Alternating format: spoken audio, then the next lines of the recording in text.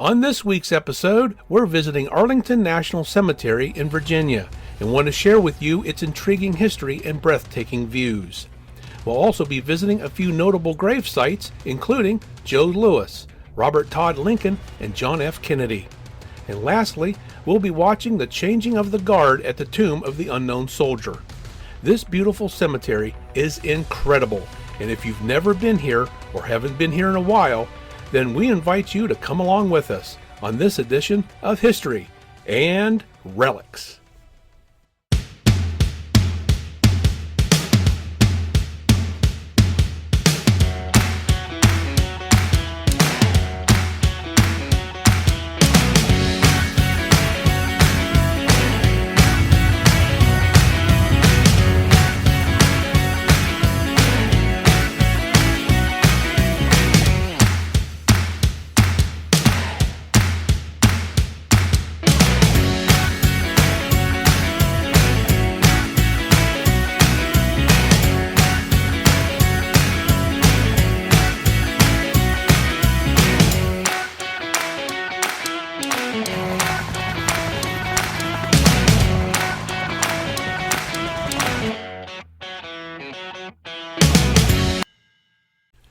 John Parke Custis, the son of Martha Washington and first husband Daniel Parke Custis, and later stepson to President George Washington, purchased 2,000 acres of land in Virginia in 1778. The land was first occupied by Native Americans and was later acquired by English colonizers in 1669 before being owned by multiple generations of the Alexander family, who sold the land to Custis. John's son, George Washington Parke Custis, inherited the plantation in 1802, known at the time as Mount Washington. He also inherited a large portion of Martha Washington's collection of furniture, silver, fine china, and family portraits. George Custis constructed the Arlington House on the property, a Greek Revival-style mansion. The house was built by African-American slaves, with many being brought from Arlington from George and Martha Washington's home at Mount Vernon. The house was completed in 1818, with many of the Washington family treasures being placed on display throughout the home. Custis had two daughters, with the first, Maria, who is believed to have been an illegitimate child born to one of his slaves, and Mary Anna Randolph Custis, who later married Robert E. Lee. Mary was bequeathed the estate after the death of her father in 1857. The estate consisted of the manor, 1,100 acres of land, and 196 enslaved men and women. Robert E. Lee assumed the role of master at the plantation, while Mary remained the owner. Robert and Mary remained at the plantation until 1861, the outbreak of the Civil War. Lee not only left the plantation, but he left the U.S. Army to serve with the Confederate Army. However, Mary and her children would later abandon the Arlington House in May 1861 upon the arrival of U.S. troops. The U.S. Army acquiring Arlington House was of strategic importance, as the home overlooked Washington, D.C., which made it easier to protect the capital city. The Army used the house for its officers' headquarters, while soldiers camped around the property.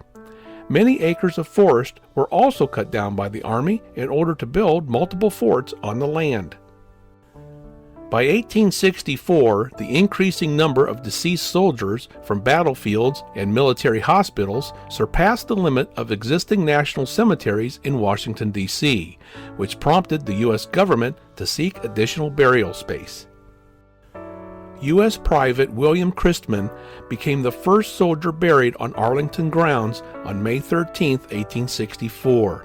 On June 15, 1864, 200 acres of the plantation were officially authorized to be a military cemetery, thus establishing the Arlington National Cemetery. By 1900, the cemetery expanded, taking over Freedman's Village, a village built by the government in 1863 on land southwest of Arlington House for newly freed slaves as temporary housing while they learned trade skills and earned money before moving on to more permanent housing. In spite of the many graves that surrounded Arlington House, Robert and Mary Lee's son, George Washington Custis Lee, sued the United States government in 1874, demanding the return of the Arlington property. The Supreme Court ruled in 1882 that the estate had indeed been illegally confiscated and ordered the property to be returned to Lee. To avoid disinterring 20,000 soldiers already buried at the cemetery, the federal government negotiated with Lee, whereby he agreed to sell the property to the government for $150,000 on March 31, 1883.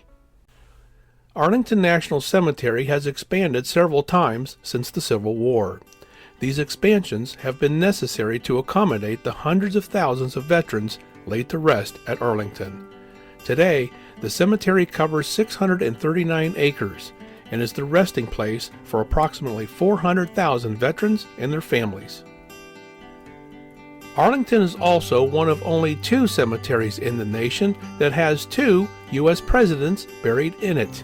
The first was our 27th president, William Howard Taft, who died on March 8, 1930. Taft was the first president and first Supreme Court justice to be interred at Arlington. Taft was also the first president to throw the ceremonial first pitch at a baseball game, which happened on April 14, 1910, between the Washington Senators and the Philadelphia Athletics. At this same game, during the middle of the 7th inning, the president stood up to stretch his legs, and it was customary that spectators follow the president's lead out of respect. This, by many accounts, became the start of the 7th inning stretch. The second president buried here is our 35th president, John F. Kennedy, who was assassinated on November 22, 1963. Kennedy was the first Roman Catholic elected president, as well as the youngest candidate to ever win a U.S. presidential election. First Lady Jacqueline Kennedy requested an eternal flame for Kennedy's grave. She was inspired by an eternal flame that she and the president seen at the tomb of the unknown soldier in Paris in 1961, as well as drew inspiration from the novel The Candle in the Wind, the 4th book in the series The Once and Future King. The other cemetery that you'll find 2 U.S. presidents buried is Hollywood Cemetery in Richmond, Virginia. There you'll find our 5th president, James Monroe, who died on July 4, 1831, and just in front of him is our 10th president, John Tyler, who died on January 18, 1862. And incidentally, the only president of the Confederate States, Jefferson Davis, is also buried there. He died on December 6, 1889.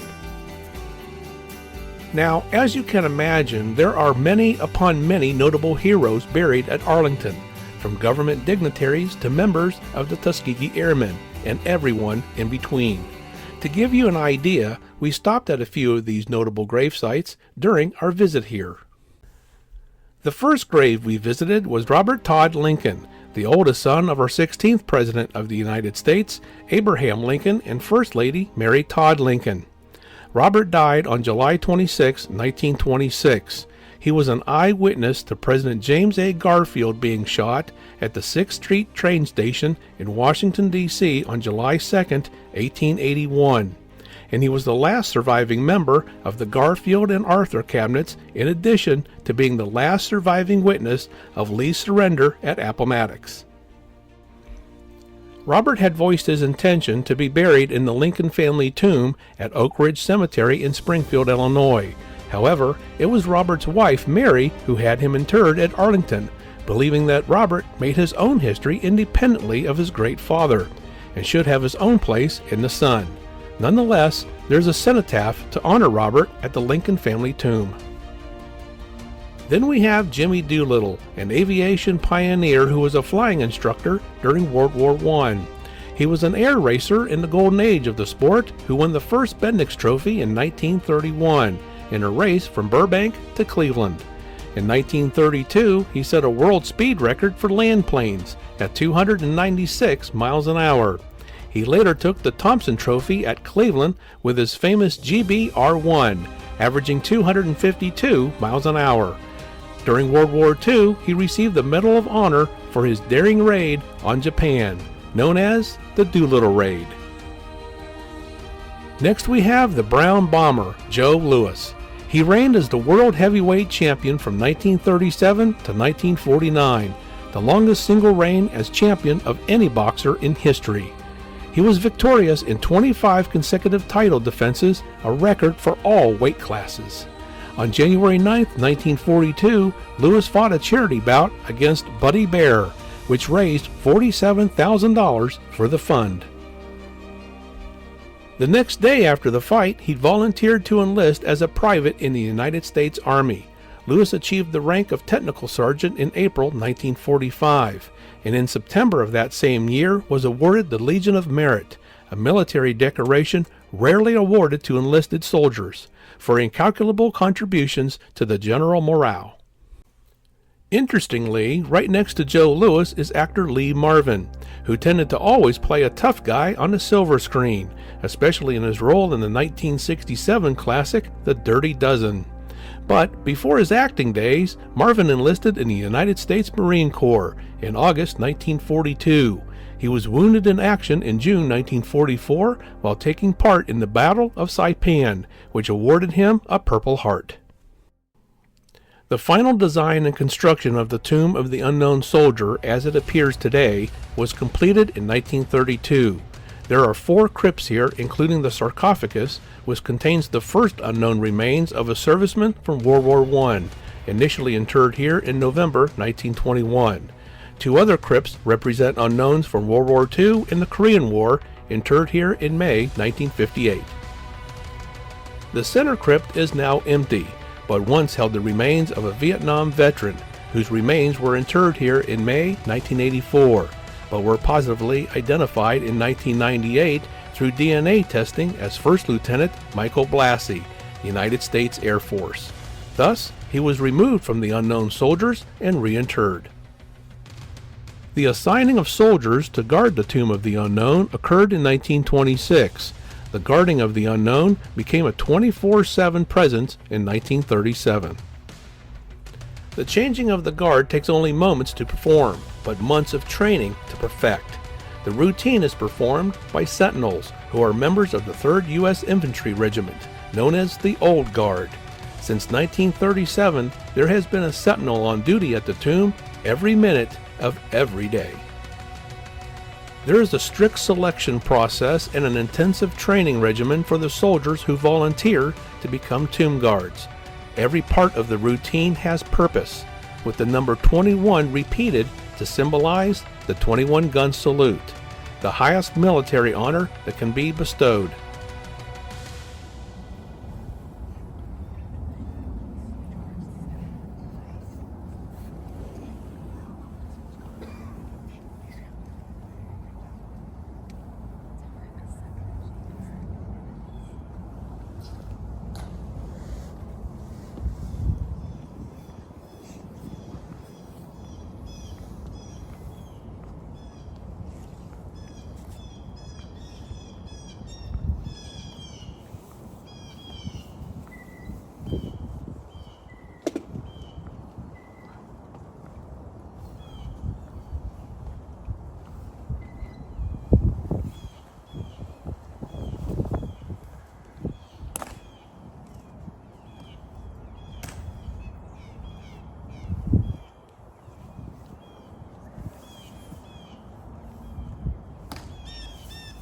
Ladies and gentlemen, may I have your attention, please? I am Sentinel Segura of the 3rd Infantry Regiment, United States Army. Guard of Honor, Tomb of the Unknown Soldier. The ceremony that you are about to witness is the changing of the guard. In keeping with the dignity of this ceremony, it is requested that everyone remain silent and standing. Thank you.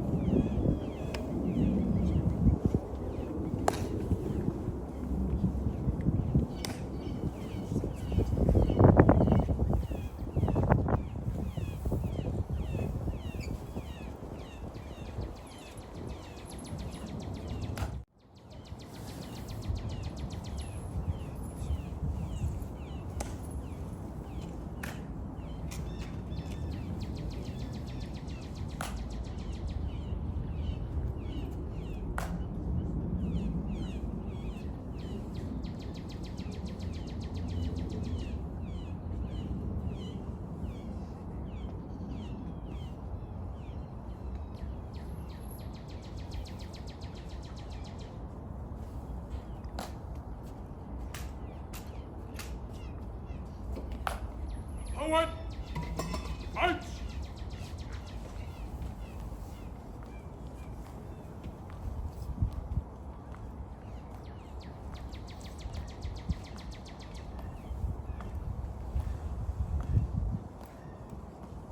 Guards! Halt!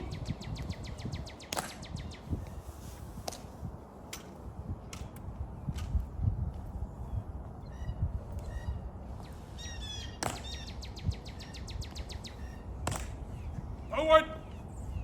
March! Guards! Halt! Port! Arms! Ready? Face! Present! Arms!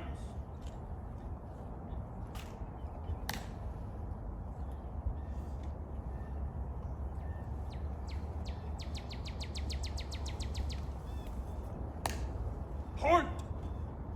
Arms! Ready? As directed. Orders! Acknowledged! Ready? Face! Present! Arms!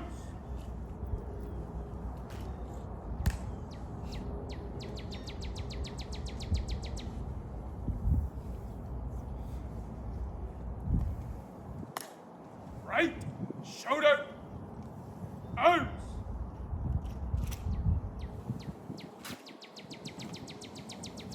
Post! Right! Face!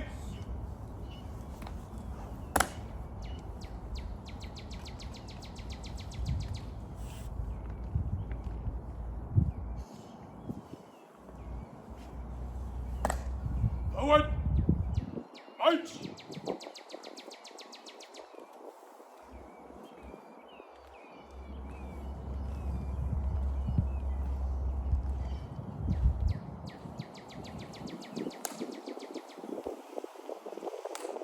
Guard!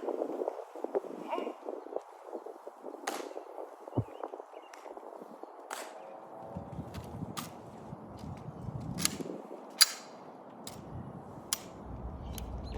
All out!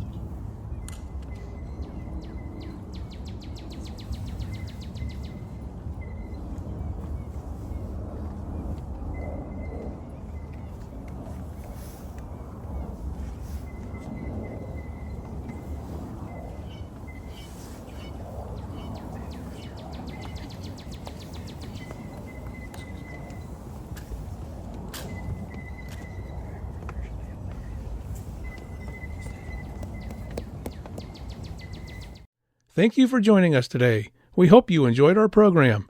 If you like our content, we ask that you give us a thumbs up, a like, share with your friends, subscribe to our channel, and ring that notification bell so you always know when our new content is published. And all of this costs nothing, but means a lot to us and keeps us growing. You may also leave us a tip if you choose. The address is provided here on your screen, and a link is provided in the description area below. So until next time, everyone, this one is history.